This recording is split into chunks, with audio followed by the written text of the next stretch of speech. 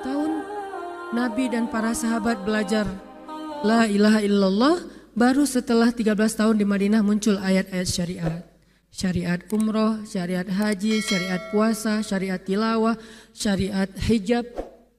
Sehingga ketika ayat hijab turun, perempuan-perempuan yang sudah belajar la ilaha illallah selama beberapa tahun tidak lagi sulit untuk menerapkannya.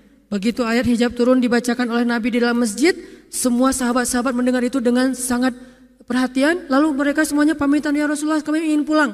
Ngapain pulang? Mau ngasih tahu ke istri-istri kami supaya berhijab. Emang kamu punya istri? Oh ya enggak.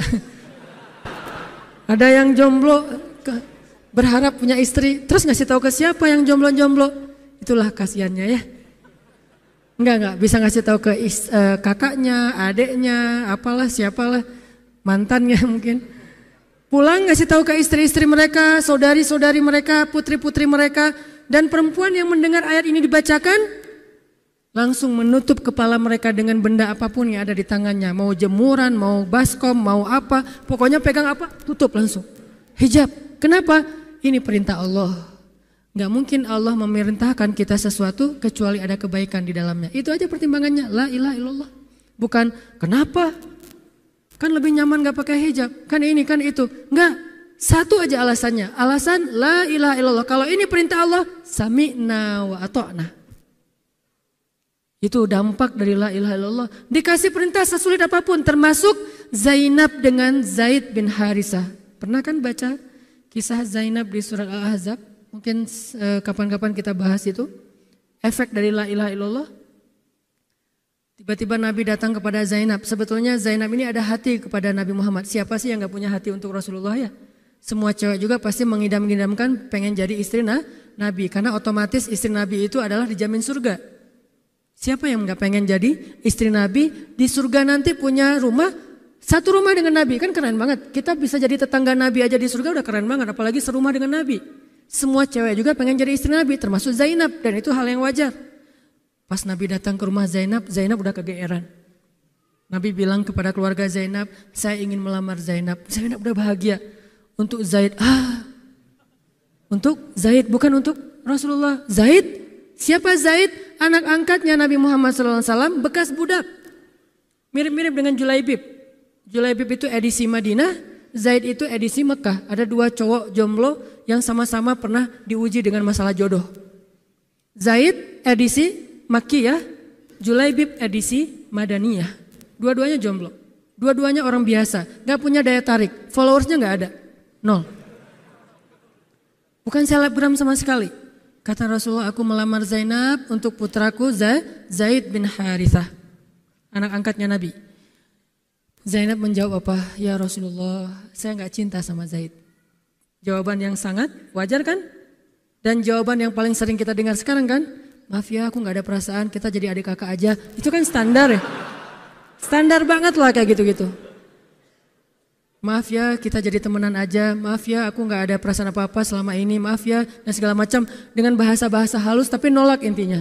Kenapa gak bilang aja, udah gak usah kesini lagi. Kan jelas ya. Ini dengan bahasa, ya Rasulullah, aku tidak cinta kepada Zaid. Karena cinta juga pertimbangan yang penting. Dan Nabi juga tidak mengizinkan kita menikahkan putri kita dengan seseorang yang putri kita tidak berkenan dengannya. Tetap harus ditanya, ya Rasulullah, saya tidak cinta dengan Zaid. Turun ayat. Katakan kepada orang-orang yang beriman, laki-laki dan perempuan. Kalau Allah sudah memerintahkan sesuatu, tidak ada kalimat yang keluar dari lisan mereka kecuali sami'na wa ata'na. Nabi bacakan ayat ini kepada Zainab. Zainab mendengar, ya Rasulullah, Allah yang menyuruh ini. Ya kata Rasulullah, sami'na wa ata'na. Kebayang gak tuh? Efek dari apa? La ilaha illallah. Jadi la ilaha illallah itu bukan cuma kalimat zikir, bukan cuma kalimat doktrin ideologi, bukan cuma masalah teologi secara teoritis, bukan. Ini dampaknya kepada akhlak, dampaknya kepada ibadah, dampaknya kepada banyak pilihan hidup dari la ilaha illallah. Orang kalau nggak baik la ilaha illallah pasti susah memilih pilihan-pilihan dalam hidupnya. Kalau tidak baik la ilaha illallah pasti susah untuk berperangai, sabar, memaafkan. Itu semuanya ada hubungannya dengan la ilaha illallah. Sama kayak Abu Bakar, ketika dia sakit hati kepada orang yang memfitnah anaknya, dia cari tahu siapa orang yang pertama menyebar hoax tentang Aisyah. ketahuan, dilaporin, diperkarakan sama Abu Bakar. Tiba-tiba turun ayat dari Allah, janganlah orang yang memiliki kelebihan harta di antara kalian bersumpah untuk tidak lagi membantu saudaranya gara-gara sakit hati. Hendaklah dia berlapang dada dan memaafkan. Itu perintah Allah, berlapang dada dan memaafkan. Terus konsekuensinya apa? Balasan janji Allah apa? Ala tuhibbuna ayyaghfirallahu lakum? Tidakkah kamu suka jika Allah memaafkan juga kesalahan-kesalahan kamu? Jadi deal-dealannya dengan Allah, bukan dengan makhluk. Enak aja saya maafin dia, untung di dia, rugi di saya. Enggak.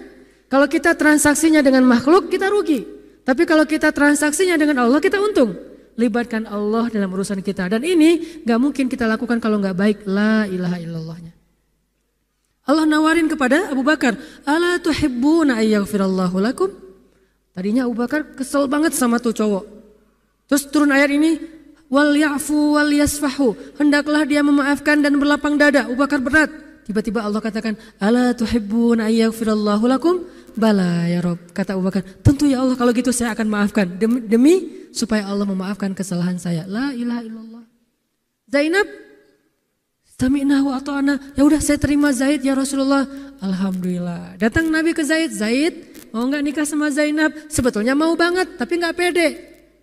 Zaid takut Zainab nanti jadi terpaksa menikah dengan Zaid. Jadi gak nyaman. Zaid juga gak mau menyulitkan Zainab. Ya Rasulullah, saya gak pantas untuk Zainab. Kata Zaid. Dibacakan lagi ayat ini. Ya Zaid, ini perintah Allah. Oh gitu ya Rasulullah. Sami'na wa ata'na. Buat Zaid sih gampang lah ya. Udah ada legalisasi ini dari Allah. Kalau gitu, ini bukan saya ya Rasulullah yang mau ya. Allah kan yang nyuruh. Nah, saya emang gak mau maksa gitu ya. Tapi kalau Allah yang nyuruh, ya udah apalagi saya gak punya pilihan dong gitu. Padahal Zainab siapa sih yang gak mau cowok sama Zainab? Nikahlah Zainab dengan Zaid. Dan yang menjadi semacam khutbah nikahnya adalah Rasulullah SAW. Kebayang gak Zainab tuh punya hati ke Rasul, tapi Rasul yang mengkhutbahi nikah Zainab dengan orang yang Zainab gak cintai. Kebayang gak perasaan Zainab tuh? Ketika akad nikah, Nabi jadi saksi. Saya terima kata Zaid nikahnya Zainab binti Jahsy dan segala macam. Zainab, kebayang gak ada Nabi di situ? Lalu setelah selesai akad nikah ditanya kepada Nabi, sah ya Rasulullah? Sah. Dan Nabi juga gak mau mempersulit. Gak sah. Kenapa? Harusnya sama saya? Enggak. Nabi orangnya fair. Nabi orangnya bijaksana. Orangnya dewasa, gak kayak kita. Kita tuh bahaya banget jadi saksi kalau jadi mantan. Pasti gak sah. Dan Nabi gak gitu. Sah langsung di kali pertama. Kebayang Nabi memberi nasihat kepada Zainab, nasihat kepada Zaid. Zainab, aduh kenapa bukan Nabi, kenapa Zaid? Tapi apa? La ilaha illallah. Allah gak nyuruh sesuatu kecuali ada kebaikan di dalamnya. Percaya banget. Itu la ilaha illallah. Udah percaya banget. Zainab yakin, ini perintah Allah, ya sudah saya lakukan. Walaupun bukan dengan Nabi, padahal saya pengennya dengan Nabi. Kebayang gak sih pengen sama seseorang yang kita cintai banget, malah orang itu yang menjodohkan kita dengan orang yang kita gak pernah kebayangin. Amit-amit. Jangan dia ya Allah, jangan dia, dia. Kan berat tuh. Yang saya sering cerita, jangan saya. Pokoknya jangan Hanan, Hanan.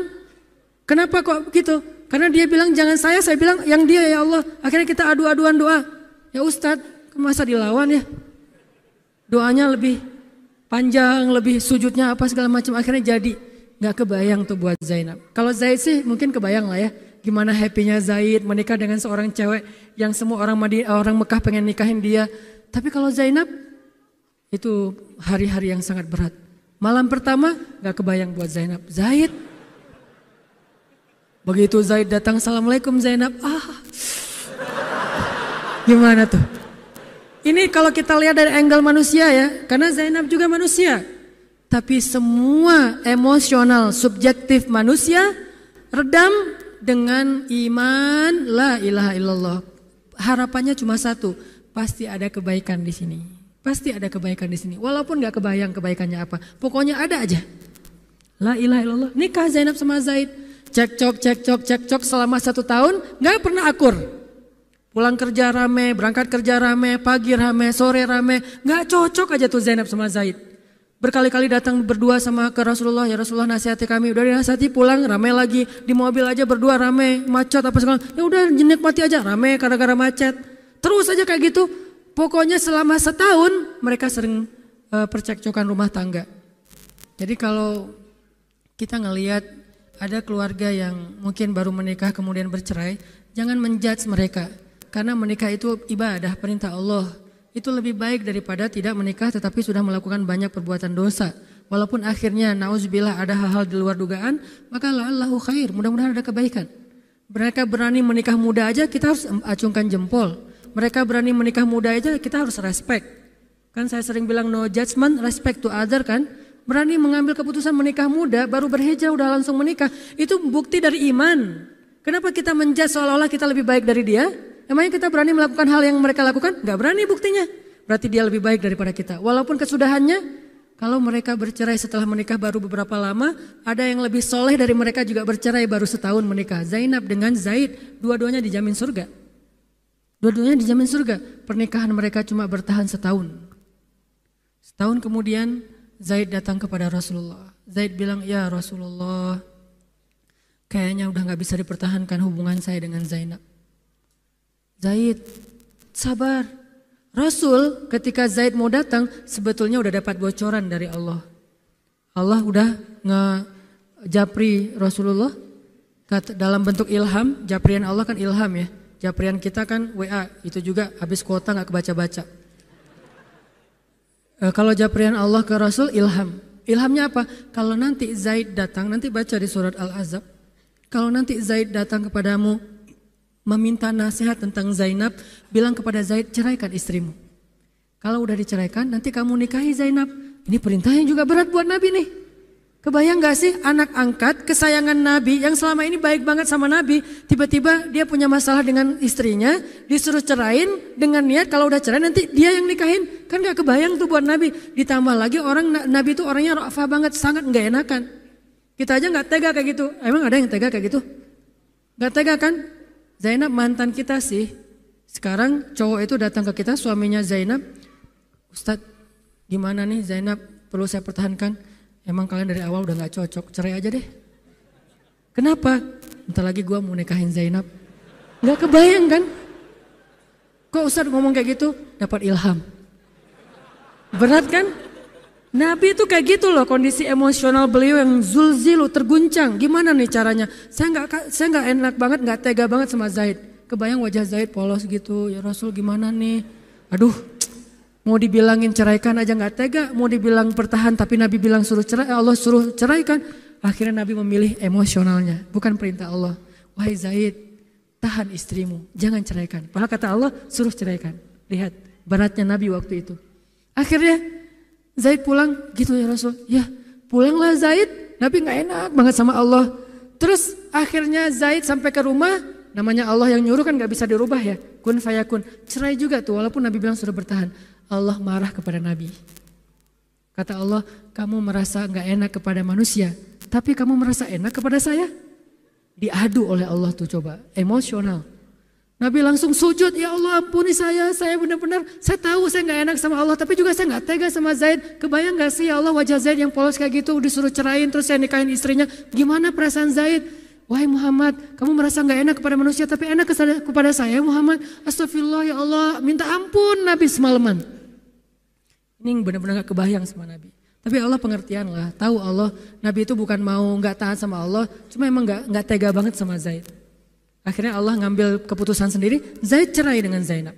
Setelah selesai masa iddah Zainab, Allah katakan Muhammad sekarang datang kepada Zainab, lamar Zainab. Dengan berat hati Nabi tok pelan gitu, berharap gak dibukain pintu. Langsung udah ditunggu ternyata sama Zainab. Eng gitu, bukain pintu. Pas Nabi datang, Assalamualaikum, Waalaikumsalam gitu. Zainab udah punya firasat. Nabi mengatakan, Zainab ada perintah dari Allah. Apa ya Rasulullah? Sami'na wa ata'na. Belum juga dikasih tahu.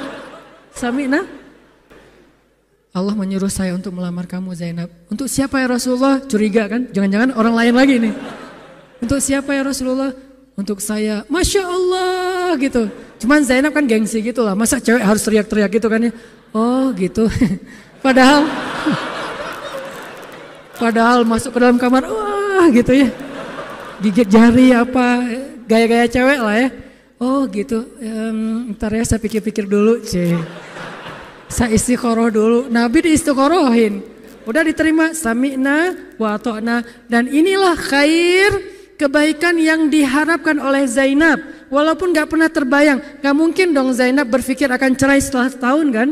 Tapi dia hanya yakin Allah itu gak mungkin nyuruh sesuatu yang gak ada kebaikannya buat kita. Gak mungkin, mustahil. Karena Allah gak pernah zalim kepada hambanya.